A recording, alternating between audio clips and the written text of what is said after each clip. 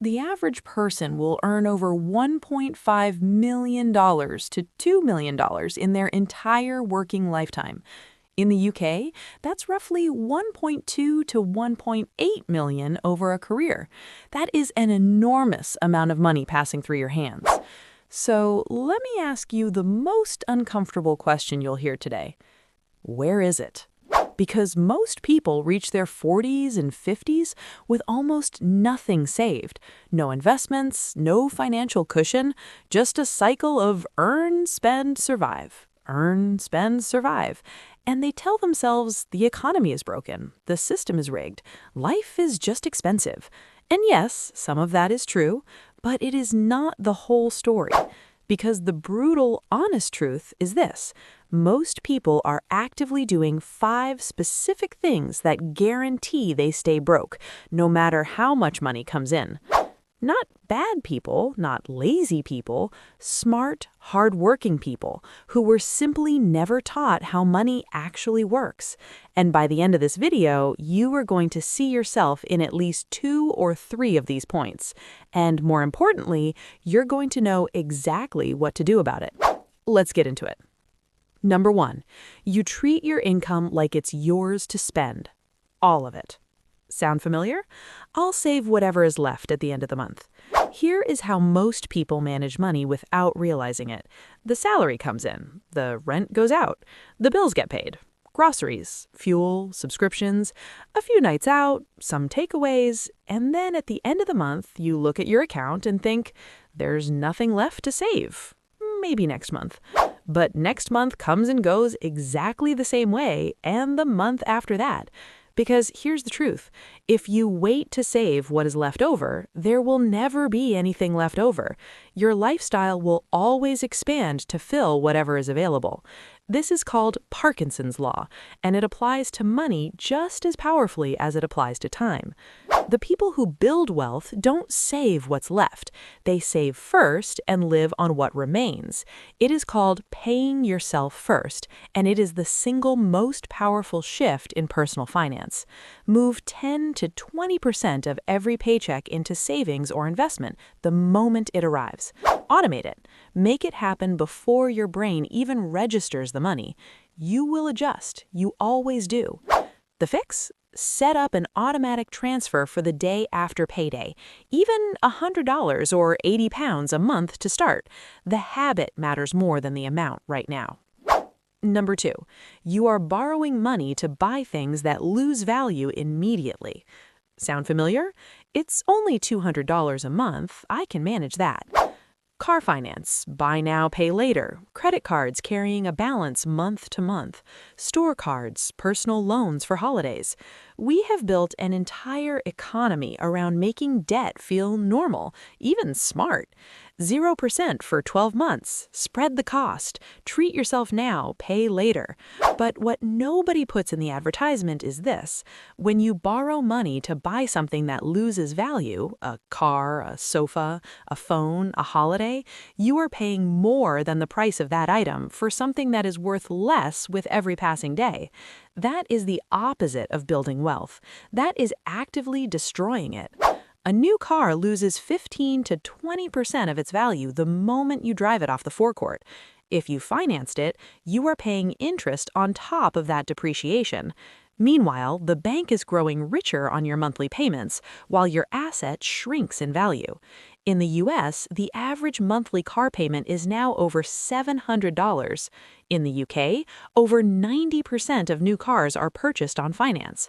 Most buyers have no idea what the true total cost actually is. Debt for assets that grow, property, education, a business, can make sense. Debt for things that shrink, that is renting a lifestyle you cannot afford and calling it adulting. The fix? Before any financed purchase, calculate the total repayment, not the monthly amount. That honest number will change a lot of decisions very quickly. Number 3, you are bleeding money in small amounts every single day, and you don't even notice. Sound familiar? It's just a coffee. It's just one takeaway. It's just a small subscription. I am not going to tell you that your morning coffee is why you can't afford a house. That's lazy advice, and it's not true. But I will ask you to do one brutally honest exercise. Go through your last 30 days of bank statements and add up every single purchase under £20 or $25. The daily Starbucks, the Uber Eats because you were tired after work, the random Amazon purchase that showed up and you barely remember ordering, the 3 streaming services you pay for but only use one, the gym membership, the apps, the little treats, the round of drinks that somehow cost 60 quid. For most people, that number lands somewhere between $350 and $700 a month on things that provided maybe 20 minutes of satisfaction before being completely forgotten. Studies show people consistently underestimate their discretionary spending by 40 to 50%. We are genuinely, measurably terrible at tracking our own small habits. This is not about becoming a miser, it's about intention. Spend deliberately on what genuinely improves your life. Cut ruthlessly on what you barely notice consuming. That awareness, that gap, is where financial change actually begins. The fix? Do a subscription audit this week. Cancel anything you haven't actively used in 30 days. Then set a fun money budget, a fixed amount for guilt-free small spending, so you enjoy life without leaking wealth. Number 4, you are waiting to invest until you feel ready, and that wait is costing you a fortune. Sound familiar? I'll start investing when I have more money, more knowledge, less going on. This is the most expensive procrastination in the world, and it's dressed up to look like caution. I don't know enough yet. What if I lose money? I'll wait until things settle down. And so another year passes, and another, and another. Here is the number you need to engrave in your brain. If you invest just $200 a month from age 25 at a 7% average annual return, the stock market's long-term historical average, by age 65 you will have over $520,000. Start the same habit at 35 instead, you end up with around $227,000. Same amount every month, 10 years difference, nearly $300,000 less. That is the price of waiting to feel ready. In the UK, you can invest up to £20,000 per year in a stocks and shares ISA, completely tax-free on growth and withdrawals. In the US, a Roth IRA offers similar long-term tax advantages. Most people eligible for these accounts have never opened one. You do not need to pick stocks. You do not need to understand technical analysis. A simple, low-cost index fund, which buys a tiny piece of the entire market, is what most professional fund managers cannot even beat over time. Set it up, automate it, leave it alone.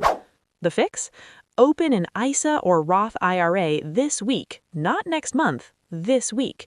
Start with whatever you have, $50, £30. The account being open is the hardest part. Everything else is just adding to it. Number 5, you are spending money to look wealthy instead of making decisions that build wealth. Sound familiar? Everyone around me seems to have nicer things. Social media has done something genuinely catastrophic to how we relate to money. You open Instagram or TikTok, and within 30 seconds, you've seen 3 people with nicer cars, better holidays, and more stylish homes than you. And your brain, which has not evolved to process this kind of constant comparison, starts to whisper, I should have that too. So you stretch, you upgrade, you book the trip on a credit card, you buy the outfit for the occasion, you lease the car because the monthly payment feels manageable, and you tell yourself you deserve it, which you do.